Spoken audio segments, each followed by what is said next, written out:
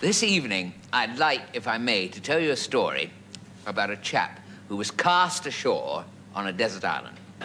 This is actually about a chap who was a passenger on a flight to New York. And when they started the film, he'd seen it before on the telly, you know, and he was so disgusted, he got up and walked out. As soon as he lands in the water, he realizes what he's done, you see, and he gets very depressed.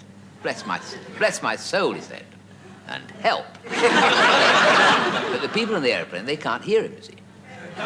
Well, they're all watching Doris Day and drinking their duty-frees and shouting, "Shut that door."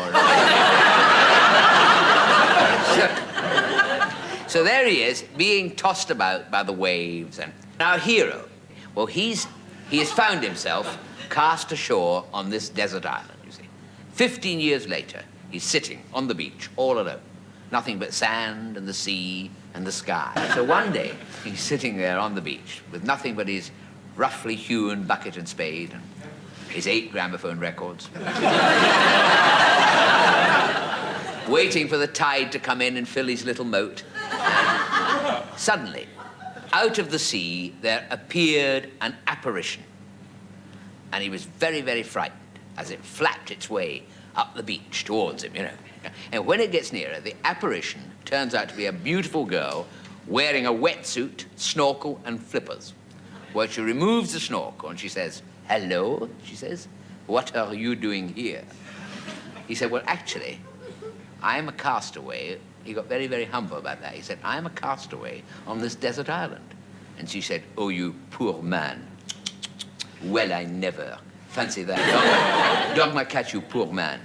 How long is it since you had a cigarette?" He said, "Well, actually, it's about 15 years, and I'm seriously thinking of giving it up.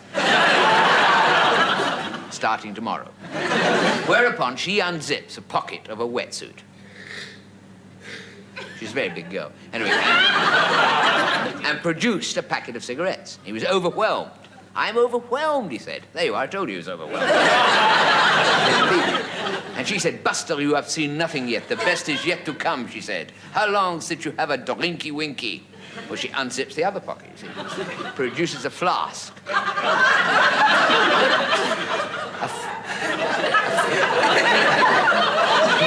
You're making up your own stories.